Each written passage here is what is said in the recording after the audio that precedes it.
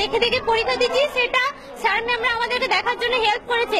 এবং যখন এসআই আসেন তখন আমাদেরকে সাবধান করে দেওয়া হচ্ছে যে এসআই আসছে, তোমরা এবার সাবধানে পরীক্ষাটা দাও। কিন্তু আমাদেরকে মোট কথা এই কলেজে সবাই হেল্প করেছে, স্যার ম্যামরা। আমরা দেখে দেখে ভালোভাবে পরীক্ষা দিয়েছি।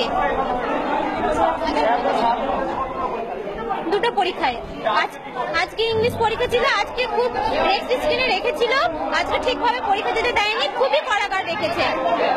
আজকে পরীক্ষা আমাদের ভালো হয়নি, 5 নাম্বার আমরা ওঠাতে পারিনি। তবু আমরা চাইছি আমাদেরকে আবার 3 ঘন্টা সময় দেওয়া হোক এবং আমরা আবার যেমনভাবে পরীক্ষা দিচ্ছিলাম দেখে দেখে সেইভাবে আবার পরীক্ষাটা দেব, সেইভাবে আজকে আমরা চাইছি। একটা সময় আমাদের পরীক্ষা শেষের টাইম, কিন্তু আবার আমরা চাই আবার আমাদের ফের 3 ঘন্টা টাইম দেওয়া হোক।